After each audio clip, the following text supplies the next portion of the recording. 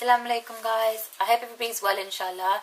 I wasn't planning on filming my next video until the end of February because I'm like crazy busy with exams and uni and stuff at the moment. But I read an article in the Telegraph newspaper today and there's something mentioned in it which I really want to talk about, so I thought like I'm going to do it today. That's why I came home from uni and I started filming, and it's dark outside, so I really apologise about the lighting because I know it's not too great.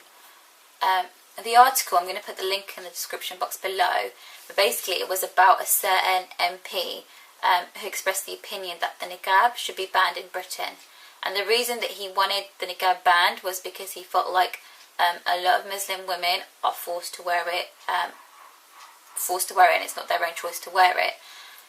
I'm not going to talk about the niqab today, I'm just going to talk about women's rights, because I know a lot of women who wear the hijab, and I know a lot of people think that maybe it's because their families or their parents or whoever's forced them to wear it. I don't think people realise that when a woman is wearing the hijab, it's her choice to wear it. You know, there's this misconception in the West that Muslim women are second-class citizens and they're treated as inferior. In my opinion, I think the reason that people think like that is because it's culture. You get a lot of countries where Islam is the main religion, where a lot of people are uneducated, especially about religion, which makes them treat women as second-class citizens. So it's not really religion, it's culture that is the problem. But it's our duty to educate people and let people know about the status of a woman in Islam, because, you know, if everybody knew how privileged it is to be a woman in Islam, even the men would want to be women. Trust me, like, there's a lot of things, a lot of good things about being a woman in Islam. I'm not going to go through all of them because there is a lot. Point number one is that men and women are equal, but equal doesn't mean the same. You can be equal and be different. You know, a woman's duty is to look after her husband, her children and the house, and a man's duty is to be the breadwinner and provide for his wife and his family. Just because those duties are different, it doesn't mean that the man is superior and the woman is inferior. The duties that Allah subhanahu wa ta'ala has told us, bestowed upon us, they complement each other. It helps the family unit to work. That doesn't mean to say that women can't do what men can do and men can't do what women can do. You know, all you have to do is look at the Prophet, peace be upon him, and look at what he did. He used to sew his own clothes and mend his own shoes and help his wives with the housework and with the cooking. And I know a lot of men these days, they don't do that because they think it's a woman's duty. But in Islam, men and women are equal, and, you know, they're supposed to share the work as well. The right to seek knowledge. The Prophet, peace be upon him, said education is compulsory. He didn't specify whether it's compulsory for men or compulsory for women, which can only mean one thing: it's compulsory for everybody. So a woman has the right to learn and to be educated. The right to choose who she marries. I see this all the time, you know, like articles in newspapers talking about forced marriages and how the family was Muslim, etc., etc. Forced marriages in Islam are void. Like, if you force somebody to marry against their own will, that nikah is not valid. For a nikah to be valid, you need consent of both people, the man and the woman. You know, I know forced marriages can work both ways and men can be forced into marriage as well. But in Islam, a woman has a right to choose who she marries. A woman has a right to be paid a dowry when she gets married. Islamically, this is called a haq mehr.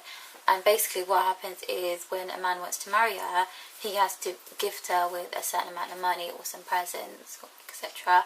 And you always see this twisted the other way in cultures, especially Asian, Pakistani, Bengali cultures, where when a woman gets married, the groom's side will demand all these presents and gifts and stuff of her.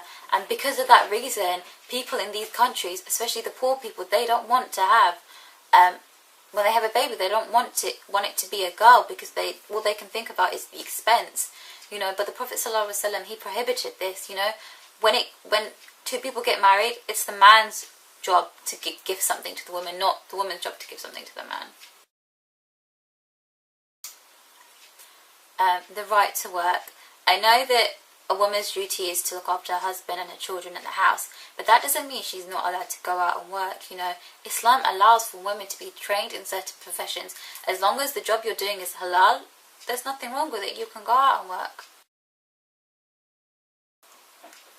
A woman has the right to keep her own money.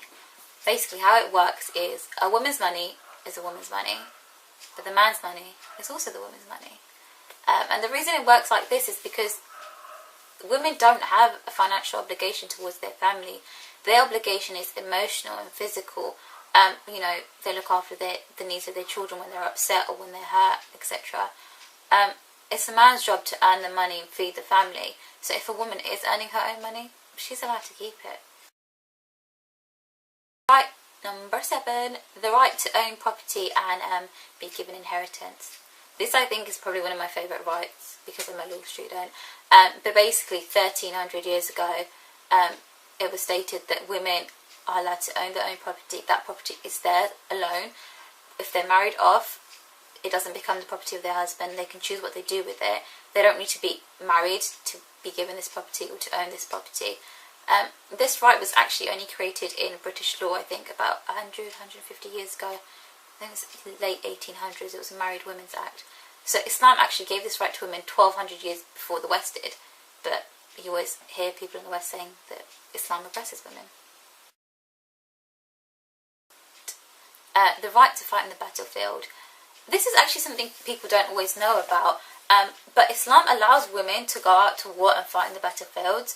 You know, women in the West, they had to fight for this right. They had to argue and ask to be allowed to go out into battle. But in Islam, it's only when it's really necessary, because obviously there's a lot more risk if there is women on the battlefield. But women are allowed to participate in war and fight. You know, when women in the West were given this right, it actually initially started off with them being nurses before they were allowed on the front lines. But in Islam, you know, when it's necessary, women are allowed to go out and fight. Modesty is for men and women, and people always get this wrong. They think because a woman wears a hijab, she's oppressed. Her husband or her brother or her father is making her wear it, and that man is not doing anything himself. You know, you always hear, why can't the men look away? Why do the women have to cover up? But the men do have to look away. You know, in the Quran it says, it tells the men to lower their gaze. The men lower their gaze to protect themselves. We wear the hijab to protect ourselves. Because at the end of the day, what the eyes don't see, the heart doesn't desire. You know, I know we don't always tend to wear the hijab correctly. We're not supposed to wear makeup and certain clothing, you know. But if hijab is worn the way it's supposed to be worn, it's there as a protection. The status of a woman in Islam is so high, subhanAllah. The Prophet, peace be upon him, said that any man who has 2 daughters and he raises them correctly, the Prophet, peace be upon him, and that man will be like this in the hereafter. And what that means is that any man who treats his daughters with love and respect and brings them up justly is guaranteed Jannah. Somebody asked, you know, what if that man had 3 daughters or 1 daughter, and the reply was the same. So basically anybody who has a daughter and treats her right, that's his ticket to Jannah. When a woman and a man get married, they complete each other's deen, you know, they complete the other half of each other's deen. So as a wife, the female has the potential to lead her husband to Jannah. And as a mother, heaven lies below her feet. The Prophet, peace be upon him, said, you want to know who the 3 most important people in your life are? It's your mother, your mother, your mother. The mother comes 3 times before the father. That's how high her ranking is. You know, she's next to God. That's how high her status is. I don't understand how people can say that women are treated as inferior in Islam when they are daughters, wives and mothers, they're given such superiority. Video, guys, I hope you find it really useful. If you've got any questions, just pop them below and inshallah I'll be happy to answer them. Just want to also thank you all for showing me so much love on my Instagram. The comments from the last video were really encouraging, and that's why I've made another one, and inshallah I will continue to make more. If you don't already follow me on Instagram, the link is going to be below. Make sure you like, comment and subscribe if you haven't already, and have a good day, inshallah.